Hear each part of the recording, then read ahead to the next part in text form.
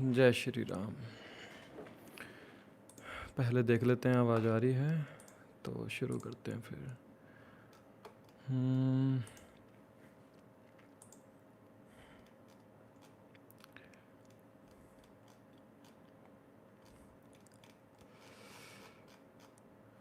एक बार बता देंगे ज़रा, अगर आप सुन पा रहे हैं कि आवाज़ आपके साथ आ रही है कि नहीं अच्छे से, तो थोड़ा सा पता चल जाएगा।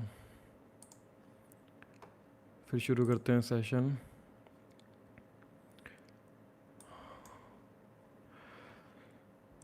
आवाज़ आ रही है? हेलो, जय श्री राम, जय श्री कृष्ण। आज इसी भी काम नहीं कर रहा, गर्मी ज़्यादा है रेट्रो प्लैनेट के नाम से। जय श्री राम, जय श्री कृष्णा। कोई कहते हैं बोलो जय सिया राम, तो जय सिया राम उनके लिए।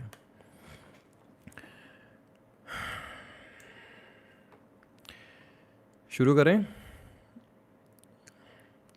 आज का जो हमने टॉपिक चुना है ना, वो चुना है रेट्रोगेशन का। एक बार ज़रा बता दीजिए कि आवाज़ आ रही है सबको क्लियर? कोई बता दीजिए आवाज़ आ रही है, ऑडिबल है साउंड? क्योंकि मैं लाइव आता नहीं हूँ तो मुझे इतनी आदत भी नहीं है।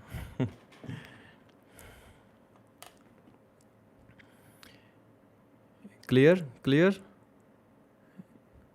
यस, चलो धन्यवाद धन्यवाद, बहुत बहुत धन्यवाद। कैसे हैं आप सब लोग? अब सब शुरू करते हैं जय श्री राम का नाम लेकर, कि जो मैं बोलूं भगवान कुछ ना कुछ किसी को सिखाने के लिए प्रेरित करें। बात करने वाले हैं आज हम रेट्रोगेशन प्लैनेट दशा के बारे। कोशिश करूंगा बीच में किसी एक का चार्ट लेने की, कि उनके चार्ट को हम समझने की कोशिश करेंगे। लेकिन पहले मैं जो बताना चाहता हूं हम उसके बारे समझते हैं। देखिए, जो रेट्रोग्रेशन है ना, ये बड़ा ही पेचीदा खेल है एस्ट्रोलॉजी के अंदर। ऐसा इसलिए, देखिए, रेट्रोगेशन प्लैनेट की ना कोई सटीक आपको प्रेडिक्शन दे ही नहीं सकता।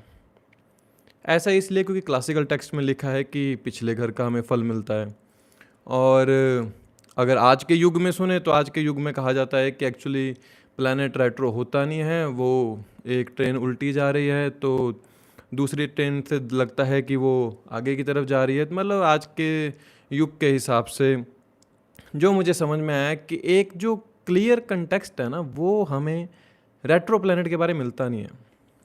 लेकिन जो मैंने रिसर्च करी तो मुझे रिसर्च में समझ में आया कि रेट्रो प्लैनेट में ना एक ऐसा हाउस होता है कि जिसके रिजल्ट आपको आ रहे होते हैं, पर लेकिन पता नहीं चलता उसके बारे में। अब ऐसा क्यों होता है? देखिए, जो रेट्रो प्लैनेट होता है ना, जब भी वो किसी भाव के अंदर बैठता है तो उसके अंदर एक ज्येष्ठा बल होता है कि उसको उस भाव के फल देने ही देने हैं। एक तो होता है कि मैं धीरे धीरे जा रहा हूँ, ठीक है, इसको प्रैक्टिकली समझते हैं हम।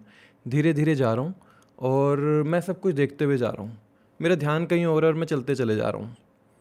जो रेट्रो प्लैनेट होता है ना, वो ऐसा होता है, मैं गया, मैं वापस आया, मैंने चेक किया सब कुछ ठीक है, मैं फिर थोड़ा सा आगे गया, मैं फिर वापस आया, मैंने फिर चेक किया क्या ठीक है, फिर आगे चल पड़ा। तो रेट्रो प्लैनेट ना कुछ ऐसे होता है कि हमारे कुछ ऐसे कर्म होते हैं उस हाउस से जुड़े हुए कि जो हमें बार बार करने के लिए प्लैनेट प्रेरित करता है। तो जब वो प्रेरित करता है तो वो अपना पूरा बल लगाता है उस भाव के फल देने के लिए हमें, कि वो उस भाव के फल हमें किसी भी प्रकार से कम न रह जाए हमारे उस हाउस के लिए, कि उसका कहते हैं हम चेष्टा बल देना। अब देखिए, रेट्रो में एक चीज़ और समझने की है कि अगर 3, 6, 11 जैसे भावों के अंदर हो तो कहते हैं कि ये रेट्रो प्लैनेट भी योग कारक है। आज ऐसे ही नहीं काम कर रहा है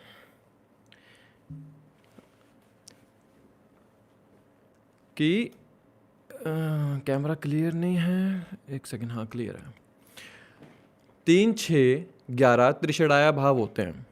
इसके अंदर जब कोई प्लैनेट आता है तो उसको कहते हैं कि यहाँ पर जो प्लैनेट का चेष्टा बल है वो बहुत ज़्यादा बढ़ जाता है, और वहाँ से जो वो फल देने की क्षमता रखता है बहुत ज़्यादा रखता है। अब अगर 3, 6, 11 में ग्रह अपनी ही साइन, अपनी ही राशि के अंदर है तो वो क्या फल दे पाएगा? अगर वो अपनी राशि के अंदर रेट्रो हो गया तो ये इसका जवाब है नहीं। अगर वो शत्रु क्षेत्री हो एनिमी साइन के अंदर हो और वहाँ पर रेट्रो हो जाए तो वो योग कारक प्लैनेट है। समझने की बात है बहुत ज़्यादा। ये छोटे छोटे पॉइंट्स होते हैं जो हम नज़रअंदाज कर जाते हैं चार्ट देखने में। कोई भी मान लीजिए जुपिटर है, जुपिटर स्कॉर्पियो साइन के लिए थर्ड हाउस के अंदर नीच का हो जाता है क्योंकि कैप्रिकॉन साइन आता है। तो जब थर्ड हाउस के अंदर आके नीच का हुआ जुपिटर और रेट्रो भी है साथ में, तो ये योग कारक प्लैनेट है। इसको हम ये नहीं कहेंगे कि ये जी आपका तो थर्ड हाउस खराब हो गया, आपका धन भाव खराब हो गया। ऐसे जातक के पास धन के लिए कभी इतना ज़्यादा मेहनत करने की ज़रूरत नहीं होगी। जुपिटर जैसा प्लैनेट जब पंचम दृष्टि से सप्तम भाव को देखता है और थर्ड हाउस में रेट्रो है जो कि धन भाव की तरफ दिखा रहा है और अपने शत्रु क्षेत्री पर रेट्रो है, तो वहाँ पर इंसान को प्रेरित करता है कर्म करने के लिए कि तुम्हें धन जोड़ना है। अब यहाँ पर जो सूत्र मैं बताने जा रहा हूँ, बड़ा ध्यान से सुनिएगा इस सूत्र को और सब लोग अपने चार्ट पे अप्लाई कीजिएगा। देखिए ये ना अप्लाई करने वाली चीज़ है चार्ट के अंदर। एक हाउस ऐसा होता है आप जब रेट्रो प्लैनेट की दशा में कि उसके रिजल्ट आ रहे होते हैं लेकिन वो दिखता नहीं है हमें। ऐसा क्यों होता है? जरूर चेक कीजिएगा, मैं चाहता हूँ कि सब चेक करें ये चीज़। जुपिटर रेट्रो, ठीक है।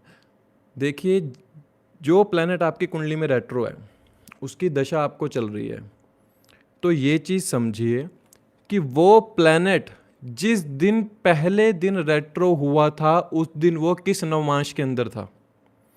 ध्यान से सुनिएगा बड़ा। जो प्लैनेट जिसकी आपको दशा चल रही है वो किस दिन रेट्रो हुआ था और जिस नवमांश के अंदर था वो, उस नवमांश की राशि आपके लगन भाव में किस में आती है, लगन चार्ट के अंदर किस भाव के अंदर आती है, उस भाव को आप नज़रअंदाज नहीं कर सकते। उस भाव के 100% फल आपको मिलेंगे। समझ में आया जो समझाने की कोशिश कर रहा हूं?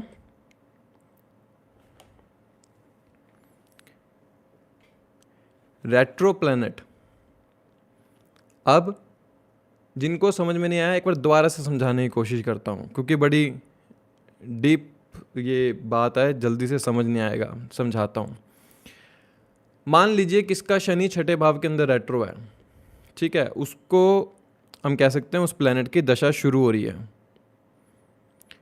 नहीं, बिफोर रेट्रोगेट कह सकते हो, आप कह सकते हो, लेकिन जिस दिन वो रेट्रो हुआ है उस समय उस घड़ी वो किस नवमांश के अंदर था।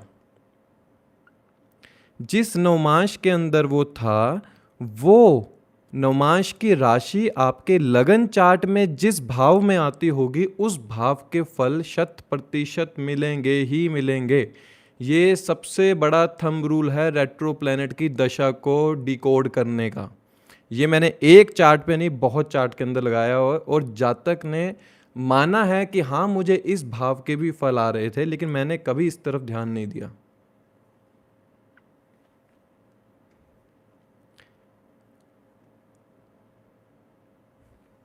किसी की दशा चल रही है अभी रेट्रो की?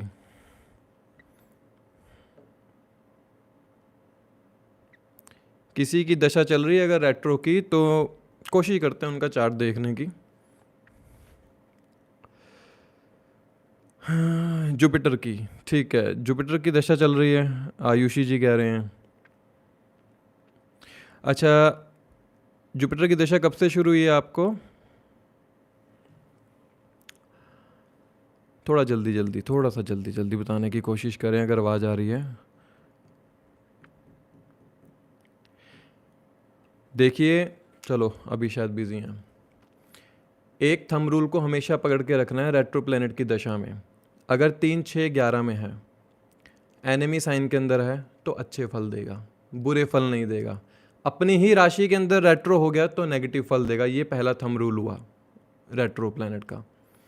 अब चलो कोशिश करता हूँ एक चीज़ बताने की। लगन के अंदर है प्लैनेट, शनि जैसा प्लैनेट है लगन के अंदर और रेट्रो हो जाता है। एक्वेरियस साइन है, स्वय राशि है, उसके अंदर रेट्रो हो गया तो क्या फल मिलेंगे? ये जातक की बुद्धि को इमेजिनेटिव बनाएगा, ये जातक को बार बार प्रेरित करेगा बाहर जाने के लिए। 11th हाउस है, ये जातक को कंफ्यूजिंग स्टेट में रखेगा कि क्या मेरे लिए सोशल सर्कल अच्छा है, क्या मेरे लिए कर्म क्षेत्र अच्छा है। और इसके अलावा एक भाव ऐसा भी निकलेगा कि ये जिस दिन रेट्रो हुआ है उस दिन किस नवमांश में, नवमांश के किस हाउस के अंदर आती है। अब एक चीज और समझिए इसमें, मान लीजिए किसके पंचम भाव के अंदर अगर प्लैनेट रेट्रो हो जाए तो क्या उसको संतान की प्राप्ति नहीं होगी? ऐसा कह सकते हैं हम? ऐसा नहीं है। अब इसका एक क्रक्स देखिए, पांचवें भाव के अंदर कोई प्लैनेट रेट्रो है, वहाँ से उनको फल नहीं आ रहे हैं, मान लीजिए, मतलब संतान प्राप्ति में, कंसीविंग में, चाइल्ड कंसीविंग में प्रॉब्लम आ रही है, तो यहाँ पर ये क्या देखेंगे कि जो प्लैनेट इनके पांचवें भाव के अंदर रेट्रो है, अगर वो उस राशि नवमांश के अंदर रेट्रो हुआ था जो इनके नवम भाव में आती है, तो 100% इस प्लैनेट की दशा में इनको संतान प्राप्ति होगी ही होगी। कितने ही कहीं भी चार्ट दिखा लो आप, कहीं भी चार्ट दिखा लो, ऐसा हो नहीं सकता कि संतान की प्राप्ति ना हो। Sir which cart is more important, लगना और D9? दोनों जरूरी है। अब क्यों जरूरी है समझिए। D9 किससे निकला है? लगन से निकला है। अगर लगन ही ना हो तो D9 का नवमांश निकलेगा कैसे? लगन से ही तो D9 बनता है। एक बात समझिएगा, लगन और D9 क्यों जरूरी हैं, दोनों एक दूसरे के लिए। लगन आपका प्रेजेंट बताएगा, D9 आपका ये बताएगा आप क्या करके आए हैं पीछे से और फ्यूचर में आपको क्या मिलेगा। सो D9 भी उतना ही जरूरी है जितना D1, और D1 भी उतना ही D9 भी फिर उतना ही जरूरी जितना D1। D1 के लिए D9, D9 के लिए D1, दोनों कंपलसरी है। आप बिना D9 के D1 चार्ट नहीं देख सकते और बिना D1 के D9 नहीं देख सकते, इसलिए दोनों का बहुत ज़्यादा जरूरी रोल प्ले होता है इसके अंदर। मेरा है सर 5th हाउस में है, विराट डे जी कह रहे हैं 5th हाउस के अंदर रेट्रो है। कौन सा प्लैनेट रेट्रो है? थोड़ा जल्दी जल्दी रिप्लाई कीजिए प्लीज़, थोड़ा जल्दी, शायद मुझे लग रहा है 30 सेकंड्स का वो लगा होगा इसमें।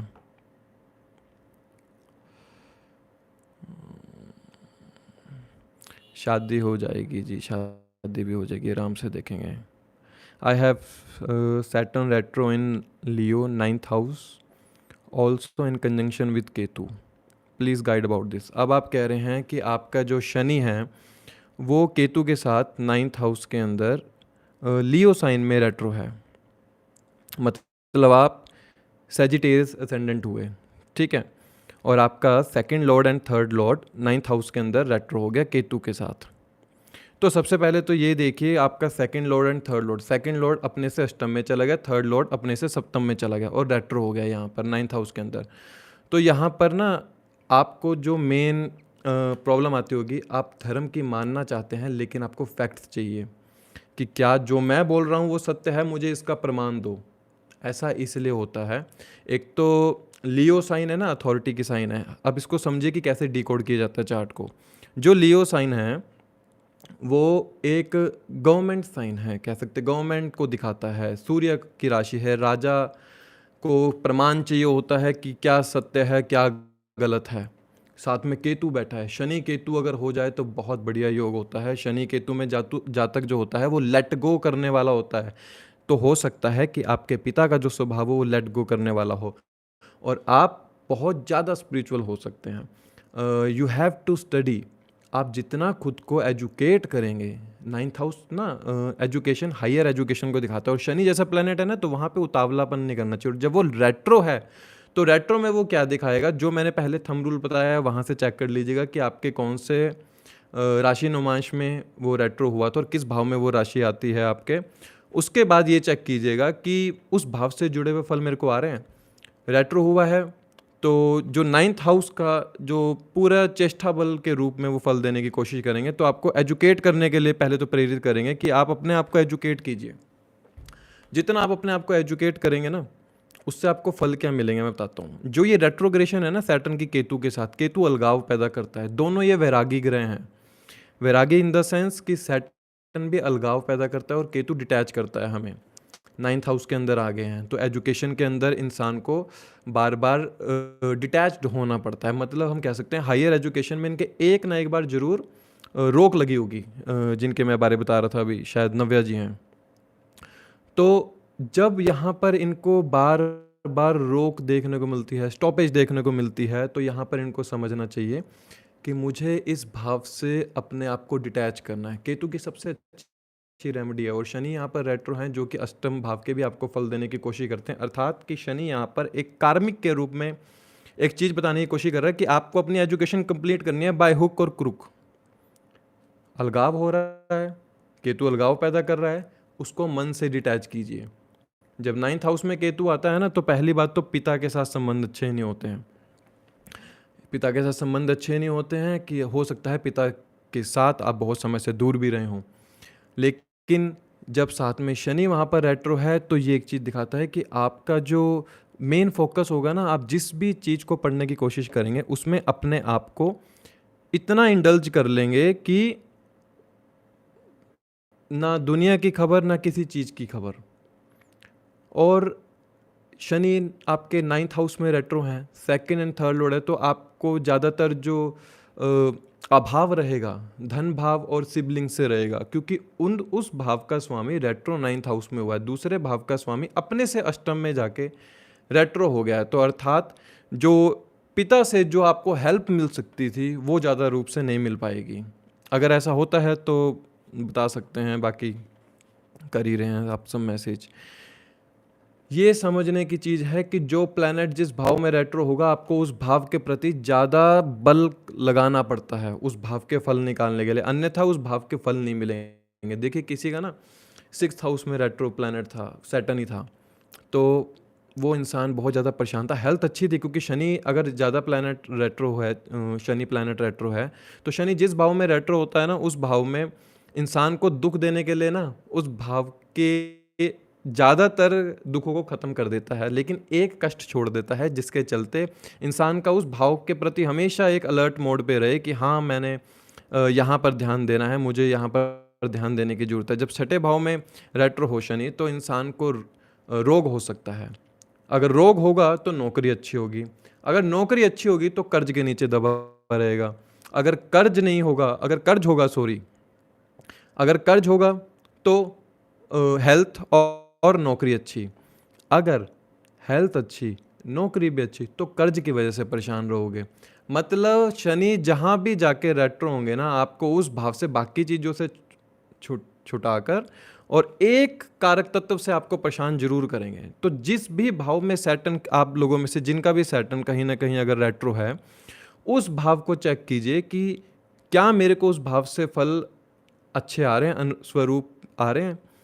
लेकिन अब सब यहाँ पर गलती पता क्या करते हैं, एक चीज़ रेट्रो प्लैनेट में ना ज़्यादातर हम सब ये मार खा जाते हैं, पिछले भाव के फल देखना शुरू कर देते हैं। एक्चुअली में ऐसा होता नहीं है। मान लीजिए किसी के सप्तम भाव के अंदर रेट्रो है प्लैनेट, तो आप क्या कहोगे कि ये मैरिटल अफेयर को दिखाता है, क्या कहोगे? चलो देखते हैं कौन कौन कहता है कि अगर सप्तम भाव के अंदर आपके प्लैनेट रेट्रो है, तो क्या बोलोगे कि मैरिटल अफेयर को दिखाएगा?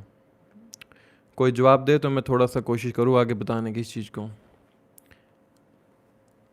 सप्तम भाव के अंदर प्लैनेट रेट्रो है तो क्या बताएगा?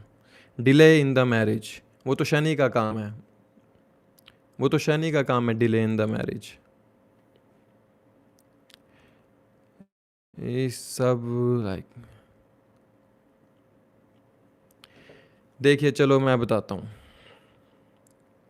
सप्तम भाव के अंदर जब प्लैनेट रेट्रो होता है ना, तो इंसान का अपने से अपोजिट सेक्स के प्रति चेष्टा बल ज़्यादा बढ़ जाता है। चेष्टा बल समझे क्या होता है? कि मुझे सामने वाले के सामने ना मुझे खुद को दिखाना है, खुद को दिखाना है, तो क्या होता है, सामने वाला इंसान अट्रैक्ट होना शुरू होता है आपकी तरफ। और ये एक, अगर आप एक रिलेशन में हैं, उसके अलावा आप दूसरे लोगों के साथ आपकी इंटरेक्शन इतनी ज़्यादा बढ़ जाती है कि आप बार बार लोगों से मिलना शुरू करते हैं।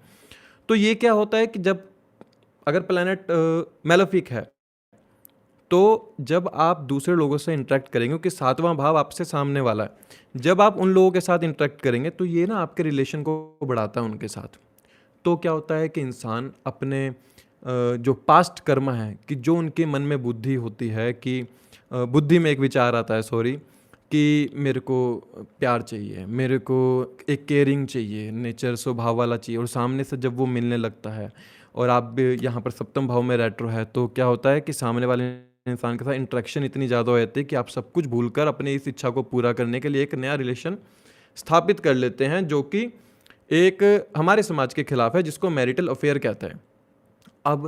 अब यहाँ पर वही बात हो गई कि सातवें भाव में रेट्रो हुआ और वो छठे के भी फल दे रहा है, जो कि मैरिज को खराब करता है और मैरिटल अफेयर को दिखाता है। लेकिन ऐसा हो क्यों रहा है? सप्तम भाव में रेट्रो प्लैनेट समझने की बात है कि वो रेट्रो होकर कर क्या रहा है। वो रेट्रो होकर सातवें भाव के पूरे फल देने की कोशिश कर रहा है कि जो भी सातवें भाव के अंदर है कि मैं इस इंसान को बस दे दूं, किसी भी तरह से दे दूं, बस मुझे देना है। सातवां भाव बिजनेस का भी है। ऐसे जातक ऐसे बिजनेस में होते हैं कि जिसमें आज इन्होंने सामान दिया और कल उससे पैसे ले लिए, या आज के दिन पैसे ले लिए। अब सातवें भाव का समझ में आ गया। जो डिलेज कह रहे थे इन द मैरिज, उनको एक बात बता दूं कि शनि जब सातवें भाव के अंदर हो तो डिले होता है, अन्यथा अगर सातवें भाव के अंदर प्लैनेट रेट्रो तो एक से ज़्यादा रिलेशन देता है। आफ्टर द मैरिज हो सकता है कि आप एक से ज़्यादा रिलेशन में चले जाएं, ये एक बताता है। अब अगर तीसरे भाव के अंदर रेट्रो है तो क्या दिखाता है? ऐसा इंसान अपना जो कर्म करेगा ना, वो इतना ज़्यादा ओवर पोजेसिव होकर करेगा कि उसके लिए दुनिया कहेगी कि इसके लिए सिर्फ पैसा, फैमिली ही सब कुछ है। हो सकता है कि थर्ड हाउस के अंदर रेट्रो प्लैनेट इंसान को ऐसी वाणी दे दे कि जिसके चलते उसके द्वेष हो जाएं। तो यहाँ पर आप कहोगे कि ये तो सेकंड भाव के भी फल दे रहा है, क्योंकि फैमिली, वेल्थ और वाणी तो दूसरा भाव है। अब समझिए, देखिए, जब थर्ड हाउस के अंदर प्लैनेट रेट्रो होता है ना, तो या तो इंसान इतना ज़्यादा मेहनत करने वाला होता है, इतना ज़्यादा मेहनत करने वाला होता है कि वो दीन दुनिया की परवाह किए बिना बस काम करता रहता है। इसका उदाहरण भी दूंगा थोड़ी देर बाद। इतनी मेहनत करने वाला होता है जातक कि बस कोशिश करता है कि मैं अपना सारा जो समय या अपनी मेहनत अपने परिवार के लिए करूं, या मैं अपनी फैमिली के लिए मैं वेल्थ क्रिएट कर सकूं, क्योंकि थर्ड हाउस ना एफर्ट्स का है। अब वहाँ पर जो चेष्टा बल, वो जो प्लैनेट चेष्टा बल जो पैदा कर रहा है थर्ड हाउस के अंदर, वो कह रहा है कि तुम्हें फ्री नहीं बैठना, तुम्हें बस काम करना है, तुम्हें काम करना है। तुम जब तक काम नहीं करोगे, अन्यथा मैं थर्ड हाउस के रिजल्ट तुम्हें नेगेटिव दूंगा, तुम्हें वरना ट्रैवल में रखूंगा, मैं तुमसे बहुत ज़्यादा ट्रैवल करवाऊंगा। थर्ड हाउस एंड नेबर्स के साथ है, मैं तुम्हारे उसके साथ द्वेष करवा दूंगा। थर्ड हाउस काम त्रिकोण का है, मैं तुम्हारे अंदर सेक्सुअल प्लेजर को बढ़ाऊंगा। और इंसान जब इन चीज़ों से हटकर एफर्ट्स की तरफ लगता है, अपने कर्म क्षेत्र की तरफ लगता है, तो क्या देखने को मिलता है कि दुनिया फिर कहती है कि ये तो बस फैमिली, पैसे इसके पीछे लगा हुआ है। लेकिन अन्यथा हम उसके इस थर्ड हाउस के इस चेष्टा बल वाले प्लैनेट, रेट्रो प्लैनेट को नहीं समझ पा रहे हैं कि एक्चुअली में वो प्लैनेट तो इस इंसान को काम करने के लिए प्रेरित कर रहा है कि भैया तुम्हें काम करना है, मैं यहाँ रेट्रो बैठा हूँ, ये जन्म तुम्हारा मेहनत करने के लिए हुआ है, बिना मेहनत के कुछ खाने को नहीं मिलेगा। थर्ड हाउस में रेट्रो प्लैनेट ये बता रहा है, अगर तुम मेहनत नहीं करोगे तो पाई पाई के लिए मोहताज हो जाओगे। अगर किसी का थर्ड हाउस के अंदर रेट्रो है तो वो बता सकते हैं। कोई कह रहे हैं कि सेट्रो अलोन 4 डिग्री 55 मिनट। सेट्रो अलोन 4 डिग्री समझ नहीं आया, मेरी समझ से बाहर है शायद।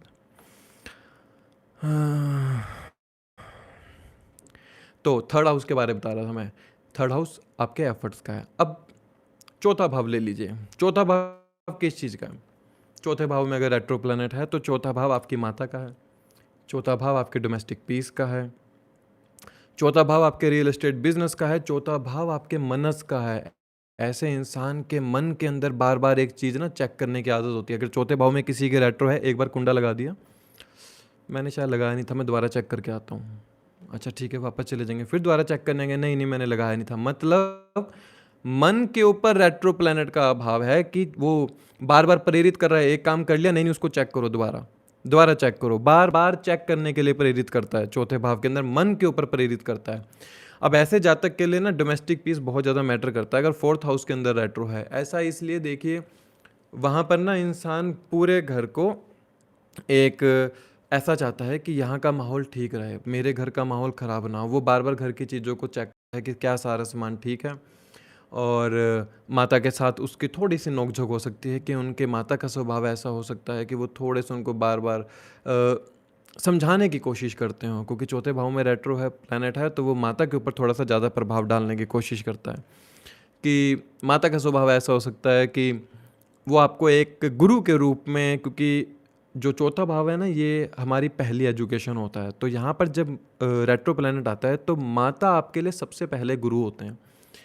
वो गुरु ऐसा गुरु होता है कि वो आपको हर चीज़ सिखाने के लिए बार-बार प्रेरित करता है, चाहे थप्पड़ मार के प्रेरित करे, चाहे आपको खाना ना दें एक टाइम पे, चाहे आपको कुछ भी बोले, लेकिन 4th हाउस रेट्रो प्लैनेट आपकी माता एक गुरु के रूप में 100% काम करेंगे ही करेंगे। यही चेष्टा बल आपका रेट्रो प्लैनेट आपकी माता के रूप में आपको देने की कोशिश कर रहा है।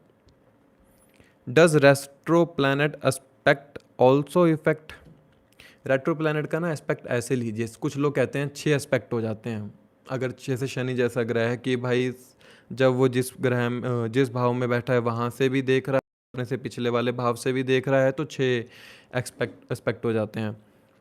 द मेन फैक्टर जिस भाव के अंदर बैठा है प्लैनेट, उस भाव से ही वो दृष्टियाँ देखेगा, उस भाव से ही वो 3 दृष्टि से ही देख सकता है। ये नहीं है कि वो ऐसे, तो अब शनि जैसा प्लैनेट अगर रेट्रो हो जाए तो पहले तो शनि देवता जी 3 दृष्टियां हैं, ठीक है।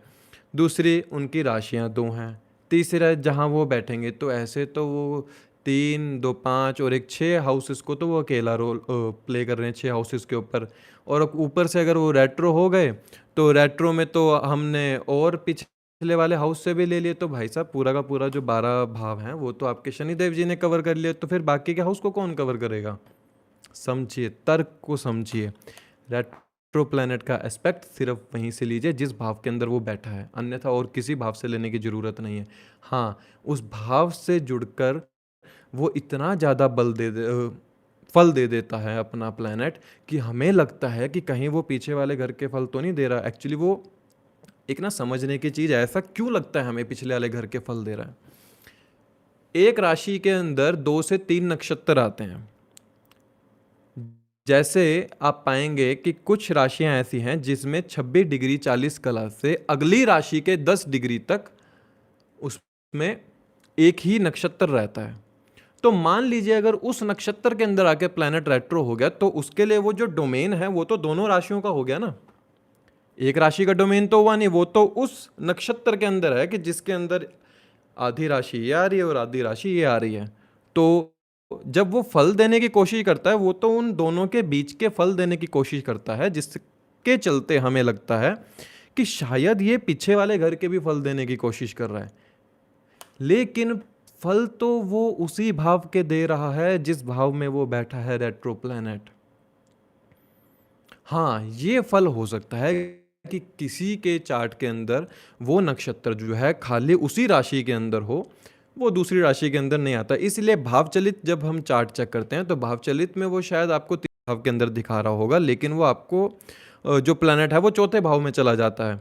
भावचलित वो इसीलिए ऐसा दिखाता है क्योंकि वो तीसरे भाव के अंदर ही उसी नक्षत्र के अंदर होता है जो नक्षत्र आगे चलकर 10 डिग्री उस चौथे भाव के अंदर भी आता है, इसलिए भावचलित में उसको अगले भाव के अंदर दिखाया जाता है। इसी को भावचलित कहते हैं।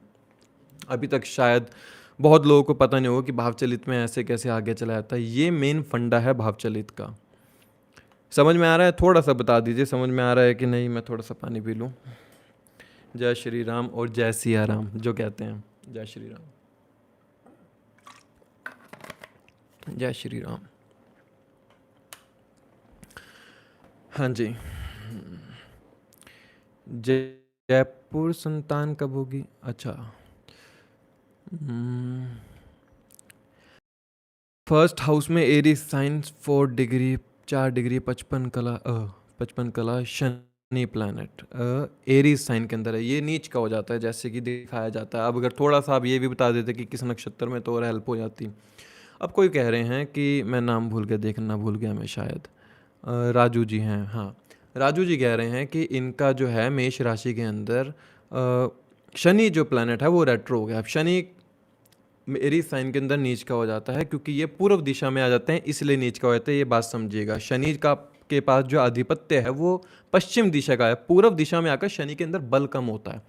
तो यहाँ पर रेट्रो प्लैनेट है, तो ये जातक को प्रेरित करता है कि आपको मेहनत करनी है, लेकिन आपको मेहनत की जो रिकॉग्निशन है, आपको लोग एडमायर नहीं करेंगे इतना। मतलब आप करेंगे काम, लेकिन लोग आपको नज़रअंदाज कर देंगे। ये शनि रेट्रो प्लैनेट दिखा रहा है यहाँ पर। तो क्या मुझे ऐसे ही करना चाहिए? हाँ, आपको ऐसा ही करना चाहिए। लेकिन जब शनि की दशा आएगी आपको, अगर शनि की दशा भी है और उसके अंदर आपको जब शुक्र की अंतर्दशा आएगी, सॉरी, शनि में जब शुक्र की अंतर्दशा आएगी, तब अपने इस शनि और शुक्र के रिजल्ट देखिएगा कितने अच्छे होंगे। लगन में नीच राशि का शनि रेट्रो हो गया, ये तो आपके लिए योग कारक हो गया। ऐसा इसलिए कह रहा हूँ क्योंकि नीच का प्लैनेट वो भी रेट्रो, उसके अंदर इतना बल हो जाता है। इसको एग्जांपल के तौर पे समझाता हूँ, जरा एक सेकंड। मैं नहीं, चलो किसी और को लेता हूँ। कोई इंसान है, उसको नशे की आदत है।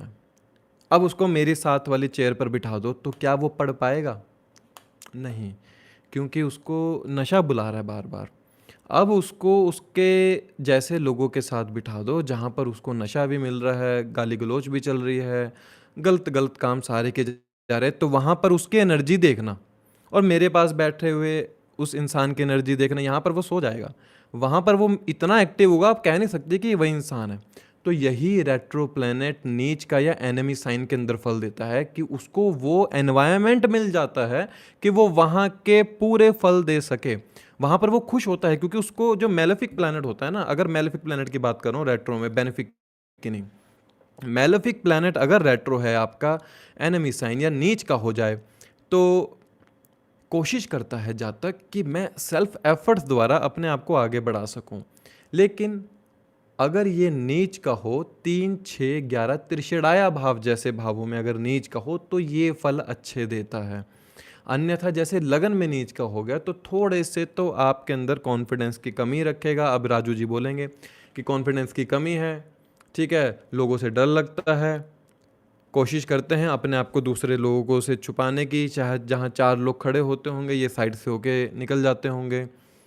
और अगर यहीं पर शनि रेट्रो किसी अच्छे नक्षत्र के अंदर हुआ, मान लीजिए कि अगर शनि सूर्य के नक्षत्र में हुआ ना, मेष राशि में 3 नक्षत्र आते हैं, केतु, शुक्र और सूर्य का नक्षत्र। अगर सूर्य का नक्षत्र हुआ तो ये ऐसे जातक की ऐसी पर्सनैलिटी होती है कि दूसरे वाले इंसान के ऊपर अपनी एक छाप छोड़ने की कोशिश करता है, अगर रेट्रो प्लैनेट है इनका उस नक्षत्र के अंदर है।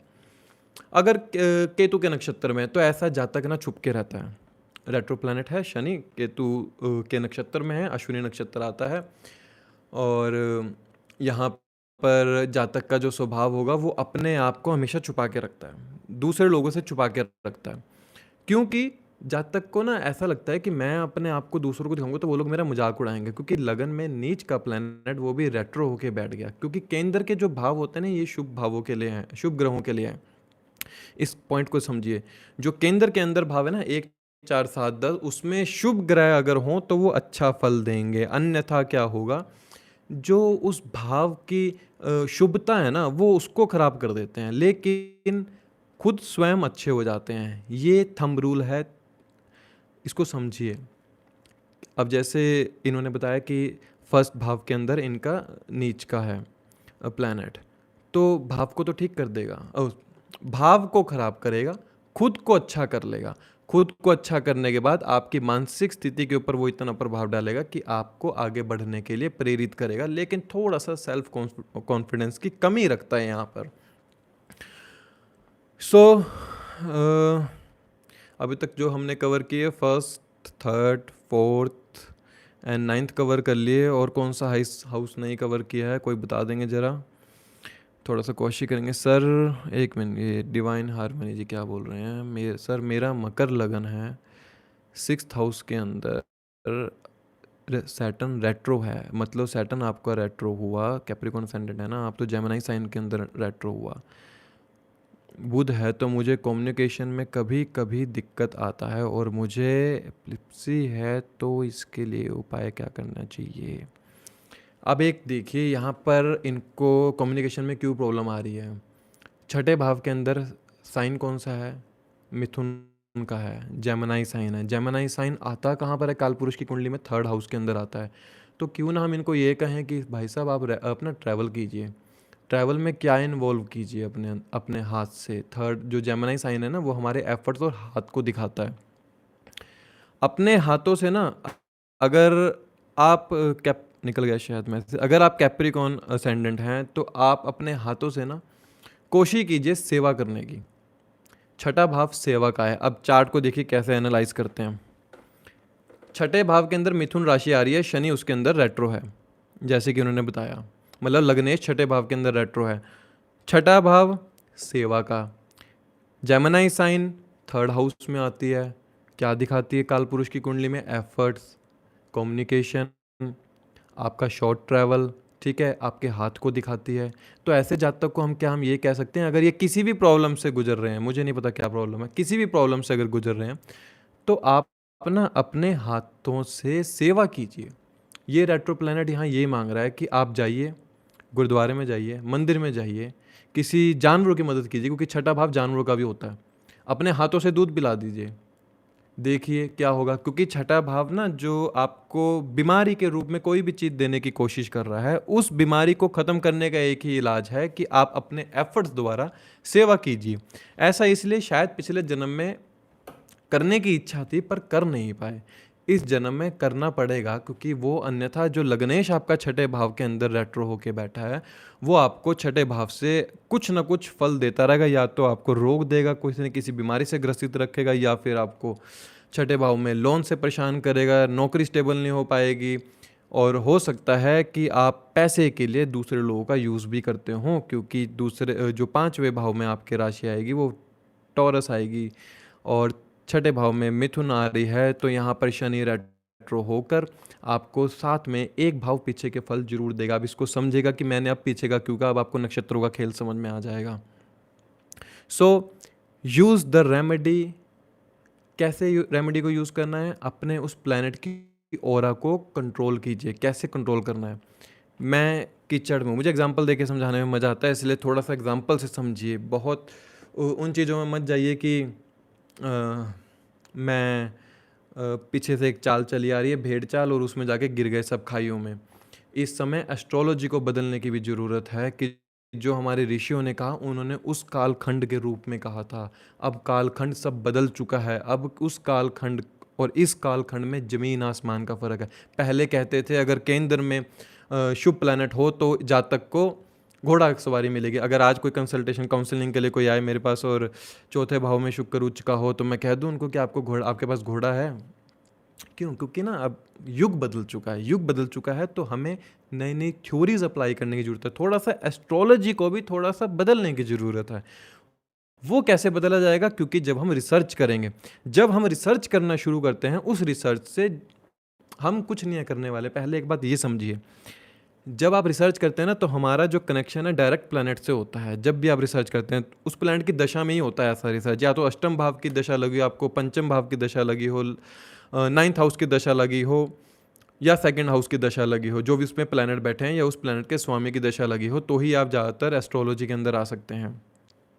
और जब आप उस प्लैनेट की दशा में काम करते हो, तो आपके दिमाग, आपके माइंड के अंदर ऐसे ऐसे फल उत्पन्न होने शुरू होते हैं कि आप उसके अंदर रिसर्च करते हैं। जब रिसर्च करते हो तो नई नई बात निकाल कर लाते हैं। जैसे कि आज मैंने आपको बताया कि अगर रेट्रो प्लैनेट उस राशि के नौमांश में रेट्रो हुआ था पहले दिन, उस दिन वो राशि का नौमांश, वो नौमांश की जो राशि आपके भाव में आती होगी लगन के, वो आपके लिए हमेशा रिजल्ट देने की कोशिश करेगी। सो एक तो मैं भी थोड़ा सा भूल गया मैं किस पॉइंट पे था अभी। एक्चुअली दिमाग में इतना कुछ आता है, बोलने के लिए रफ्तार कम पड़ जाती है। जो मैं बता रहा था अभी कि केंद्र के अंदर अगर प्लैनेट रेट्रो है, कि हाँ, अगर जातक को इस समय एस्ट्रोलॉजी को भी बेसिक्स को समझने की जरूरत है कि इस समय कालखंड बदल चुका है, इसलिए भेड़ चाल की तरह सबकी माननी नहीं है। थोड़ा सा अपने बुद्धि को भी काम पर लगाओ कि जो सामने वाला इंसान कह रहा है क्या वो सही कह रहा है कि नहीं। मैंने आज कहा है कि रेट्रो प्लैनेट पिछले भाव के फल नहीं देता है। कोशिश करो, अपने चार्ट में चेक करो, फिर मुझे आके जरूर कमेंट करना, मैं सुनूंगा कि हाँ ऐसा होता है कि नहीं। उस भाव के वो संपूर्ण फल देगा। उस भाव के वो संपूर्ण फल देगा। मान लीजिए किसी का 11th हाउस के अंदर रेट्रो प्लैनेट है, 11th हाउस में किसी का रेट्रो प्लैनेट है, तो हम क्या कहेंगे कि जातक के लिए सब कुछ सोसाइटी, स्टेटस और वेल्थ और इसके सोशल फ्रेंड्स और जो इनके स्पाउस होंगे ना, वो बहुत ज़्यादा आर्टिस्टिक पर्सन होंगे, क्योंकि 7वें से 5वें में 11वां आता है, उसमें रेट्रो हुआ है प्लैनेट और आपके लिए 11वें भाव में हुआ है। तो जातक के लिए ना सोशलाइज होना बहुत आसान बात होगी। वहाँ पर रेट्रो है तो क्या करेगा, ऐसे जातक के लिए सोशलाइज होना और एक स्टेटस को बनाए रखने के लिए ऐसा जातक सिर्फ पैसा कमाना चाहता है अगर 11th हाउस में रेट्रो हो रहा है प्लैनेट।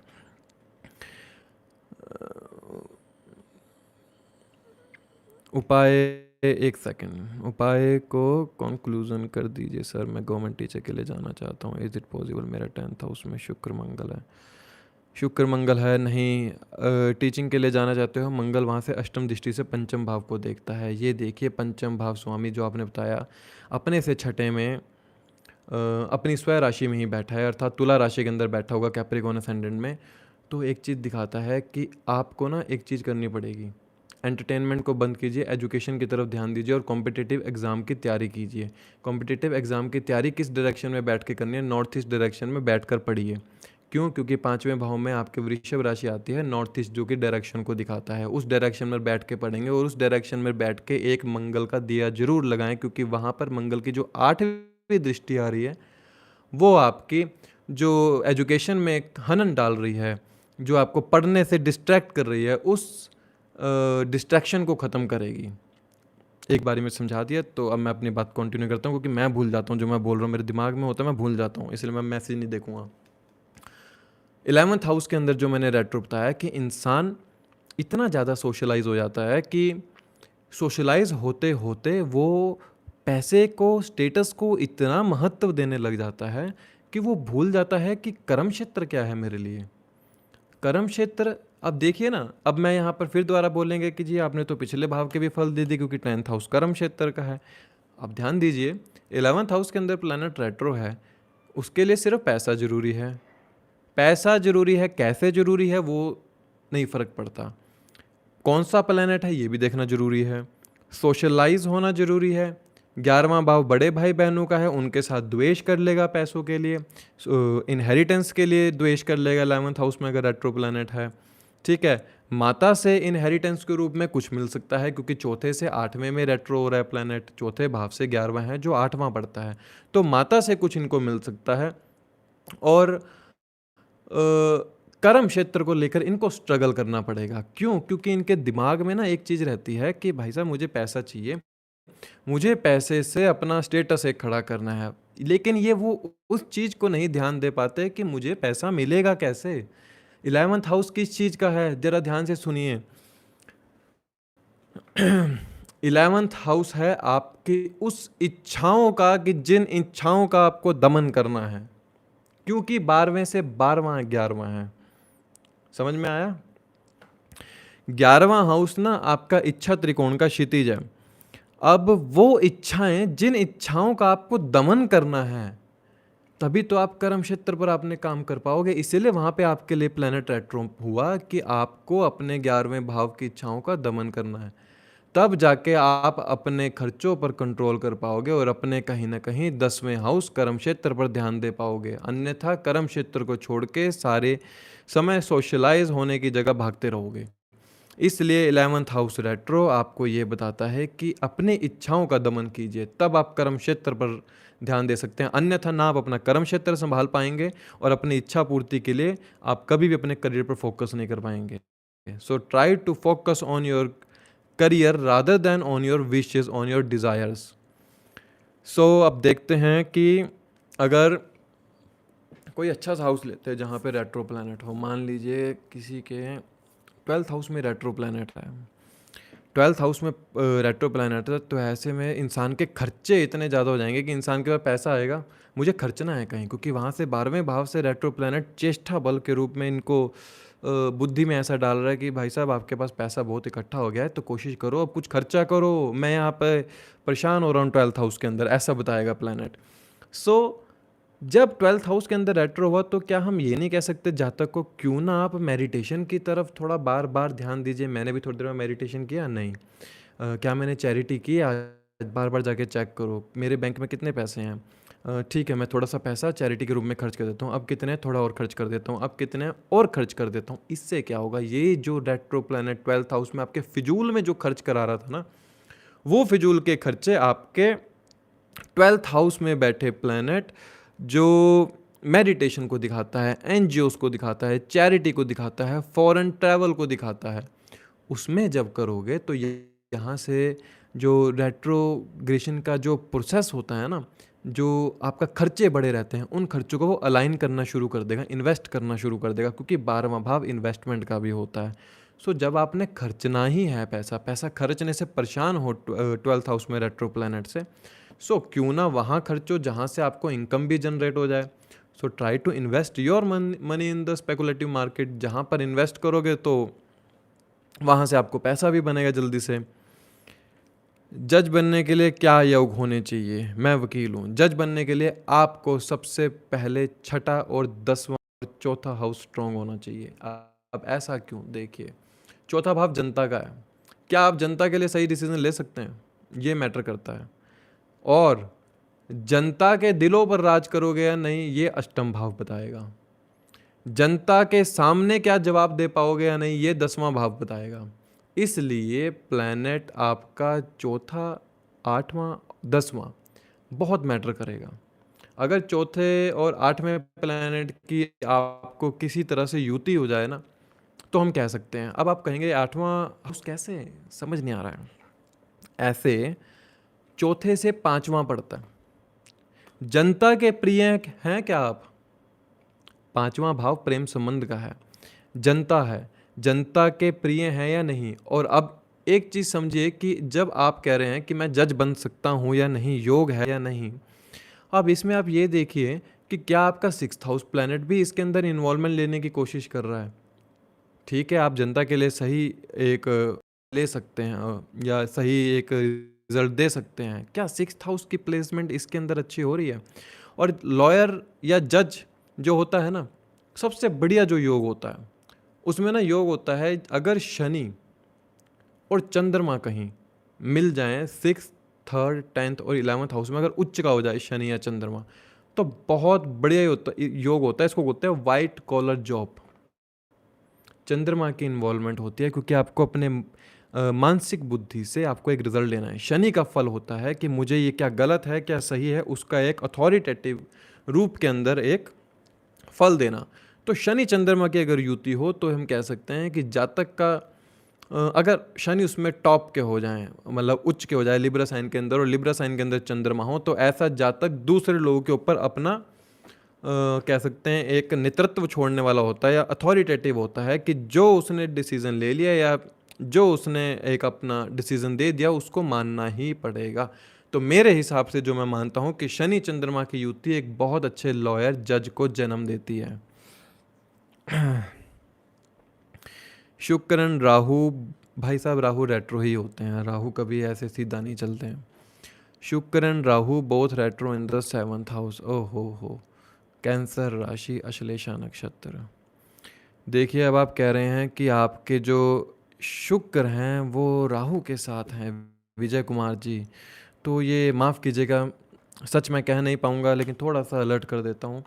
शुक्र और राहु जब आपके 7वें भाव में अगर आ गए हैं तो कोशिश कीजिए एक के साथ ही संबंध बनाए रखने की, अन्यथा क्या होगा, आपके मैरिटल अफेयर के अंदर इफेक्ट आने शुरू हो जाएंगे। क्योंकि यहाँ पर शुक्र राहु बैठ के मिसअंडरस्टैंडिंग पैदा करता है स्पाउस के साथ, और आपको प्रेरित करता है दूसरे रिलेशन के साथ, आप दूसरों के साथ रिलेशन बना सकें। बाकी आप बता सकते हैं कि क्या मैं सही कह रहा हूँ या गलत कह रहा हूँ। And Shani retro with Rahu in 5th, Shani retro with Rahu in the 5th house. So ये जातक को बताता है कि ऐसा जातक प्रेम संबंध करना चाहता है, लेकिन प्रेम संबंध के लिए बेचारा इंसान कलपता रहता है। शनि 5वें भाव में राहु के साथ है। ऐसे जातक की एजुकेशन के अंदर डिलेज आते हैं, ऐसे जातक की चाइल्ड कंसीविंग में प्रॉब्लम आती है। इन ऐसे जातक को कॉन्स्टिपेशन की प्रॉब्लम रहती है, क्योंकि शनि जो है ठंडा ग्रह है। पाँचवां भाव आपके पेट को दिखाता है। पाँचवां भाव आपके पेट के अंदर राहु बैठा है ना। राहु गैसीय कहते हैं कि एक गैस की तरह काम करता है जो भी है। तो पाँचवें भाव के अंदर शनि भी आ गया और राहु भी आ गया, तो ऐसे जातकों को 100% कॉन्स्टिपेशन की प्रॉब्लम तो रहती ही होगी। और दूसरी चीज़, अगर ये फीमेल का चार्ट है तो यहाँ पर delays in the child conceiving दिखाता है। चाइल्ड के लिए इन ऐसे जातक को बड़ा मेहनत करनी पड़ती है, क्योंकि ना यहाँ पर देखिए क्या होता है, शनि का काम ना होता है डिलेयर है, मैं दूंगा लेकिन थोड़ा सा समय इंतज़ार करना पड़ेगा और इंतज़ार के बाद फिर अच्छे फल मिलेंगे। और राहु साथ में है तो एक बात याद रखिएगा, पाँचवां भाव प्रेम संबंध का है, पाँचवां भाव एजुकेशन का है, पाँचवां भाव पूर्व जन्मों का भी है। जब भी राहु की दशा आएगी तो मंत्र साधना में ज़रूर लगिएगा, अन्यथा क्या होगा ये आपको यहाँ से ना हो सकता है कि जो आप कर्म करेंगे ना इस समय, क्योंकि शनि पाँचवें भाव में बैठा है ना, यहाँ से 10वीं दृष्टि से दूसरे भाव को देखता है, तो ऐसे जातक को अपने कर्म बड़े ध्यान से करने चाहिए। अन्यथा ऐसे जातक के कर्म इनकी फैमिली पे निकलते हैं। कई बार देखा नहीं होगा आपने कि जातक बहुत पैसा कमाने वाला है, लेकिन बच्चे बेचारे परेशान हैं, माता पिता बीमारी से ग्रसित हैं, पैसा गलत तरीके से कमा रहा है। शनि की ना 10वीं दृष्टि ऐसी दृष्टि होती है, और रेट्रो में तो बहुत खतरनाक होती है, क्योंकि अब वो 10वीं दृष्टि से जहाँ भी देख रहे हैं ना, मुझे इसके फल देने हैं, चाहे मैं ये फल फेंक के दूँ इस जातक को, बस मुझे देने हैं। आप पकड़ो नहीं पकड़ो वो आपको लेने पड़ेंगे, आपकी इच्छा नहीं है उसमें लेने की। तो जब रेट्रो प्लैनेट है, जब शनि 10वीं दृष्टि से जिस भाव को देख रहा है, जो 10वीं दृष्टि जिस भाव के अंदर आ रही है ना, उस भाव के फल आपको 100% मिलेंगे। इसलिए अगर किसी के 8वें भाव में शनि है, गलती से भी ना किसी दूसरे इंसान का पैसा मत खा लेना। ऐसा क्या होगा कि जो 5वें भाव में शनि की दृष्टि आ रही है ना, आपके संतान का जीवन खा जाएगा पूरा वो शनि, जब शनि की दशा आपको आएगी। अगर कोई है ऐसा जातक तो बता सकता है कि जो मैं कह रहा हूँ सही कह रहा हूँ या नहीं, कि शनि अगर 8वें भाव के अंदर हो, आयु आपको पूरी देगा, क्योंकि आपको कष्ट भोगना है। जो आपने गलत कर्म किया है उसकी 10वीं दृष्टि, रेट्रो प्लैनेट शनि 10वीं दृष्टि से 5वें भाव को देख रहा है, तो आपको ऐसे फल देगा कि आप अपने कर्म कभी भी गलत नहीं करोगे। इसलिए शनि की 10वीं दृष्टि जहाँ है, अपने कर्म बहुत अच्छे से कीजिए।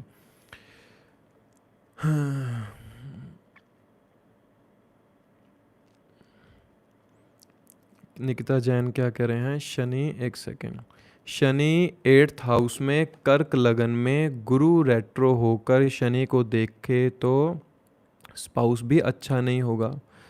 समझ नहीं आया। शनि 8th हाउस में कर्क लगन है, कर्क लगन है तो शनि अपनी साइन के अंदर आ गया, 8th हाउस के अंदर, एक्वेरियस साइन के अंदर। गुरु रेट्रो होकर शनि को देखे, कहाँ से गुरु रेट्रो होकर देखे, या तो गुरु इनके हो सकता है 4थे भाव के अंदर, या हो सकता है दूसरे भाव के अंदर, या हो सकता है 12वें भाव के अंदर। और स्पाउस भी अच्छा नहीं होगा, क्योंकि आपने बताया था कि उसका फल तो मिलता ही है। मैं इस प्रश्न को नहीं समझ पा रहा हूँ कि ये गुरु रेट्रो होकर देखे, मेरे समझ से अभी बाहर है कि ये निकिता जैन जी आप क्या कहना चाह रहे हैं। लेकिन गुरु रेट्रो है तो देखिए, गुरु जब रेट्रो होता है ना, तो जो स्पाउस होते हैं ना, अगर फीमेल चार्ट है, गुरु जब रेट्रो हो रहे हैं, तो आपके जो स्पाउस होंगे ना, वो बड़े कह सकते हैं, उनके लिए विजडम और इनके मॉरल एथिक्स बहुत ज़्यादा ज़रूरी हो जाते हैं। क्योंकि जब गुरु जैसा प्लैनेट रेट्रो होता है तो गुरु के पास ना 3 चीज़ें हैं, विजडम, एजुकेशन और उनके मॉरल एथिक्स जो हैं उनके लिए जीवन में। तो जब जातक के फॉर द फीमेल चार्ट कि अगर वो प्लैनेट रेट्रो हो रहा है, तो आपको एक ऐसा स्पाउस मिलेगा कि वो अपने सोच के जरिए आपको बोलेगा बैठना है तो बैठ जाओ, खड़े होना है तो खड़े हो जाओ, जो मैं तुम्हें एडवाइस दे रहा हूँ उसको समझो, अन्यथा तुम अपना नुकसान कर लोगे। अगर 12वें भाव के अंदर रेट्रो हो रहा है तो आप पाएंगे कि आपके जो स्पाउस होंगे कहीं ना कहीं एक डोमेस्टिक जो पीस है ना, उसको बनाने के लिए वो बड़ा कोशिश करते होंगे कि मेरे घर का माहौल अच्छा रहे, मेरे घर की जो चीज़ है वहाँ पर सही रहे। ऐसे जातक के जो स्पाउस होते हैं उनके अपने घर से बहुत प्रेम होता है, अपनी माता से बहुत ज़्यादा प्रेम होता है 12वें भाव में जब जुपिटर होता है, कि ऐसा जातक अपनी माता के लिए कुछ भी कर सकता है। सो जुपिटर जैसा जब प्लैनेट रेट्रो हो तो ऐसे में फीमेल चार्ट के अंदर हमें देखना चाहिए कि क्या प्लैनेट जो रेट्रो जिस भाव के अंदर हो रहा है उस भाव के फल और उनके जो स्पाउस हैं उस भाव से मेल खा रहे हैं कि नहीं।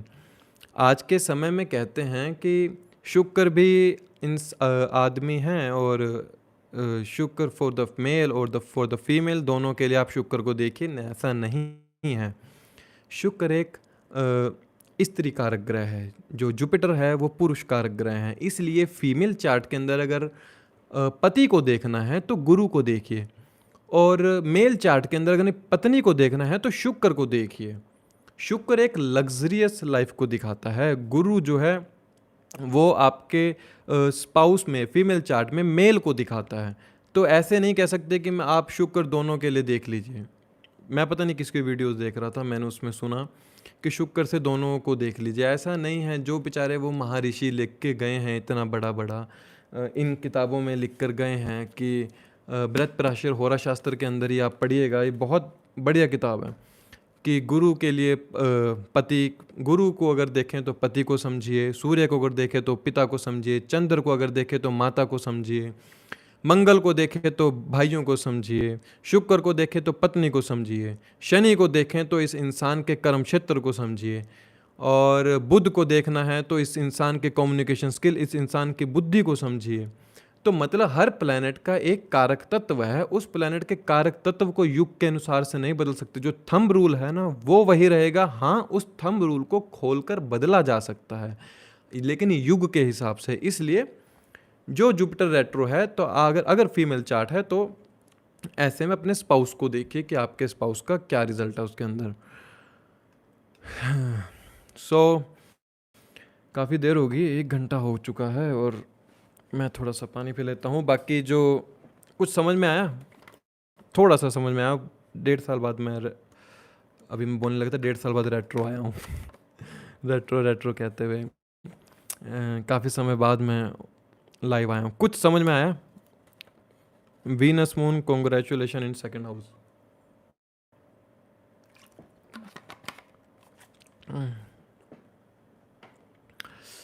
सर एक कोई क्वेश्चन ले लेता हूँ, एक सेकेंड एक क्वेश्चन है। Sir, is having 3 main planets in 12th is bad for Pisces ascendant, all केंद्रा इज इन 12th विद सन। अगर वो सूर्य के साथ है तो सूर्य ने उनको 100% हो सकता है शनि सूर्य अगर जिस प्लैनेट के साथ हैं तो उनको वो अस्त करने की कोशिश करते हैं।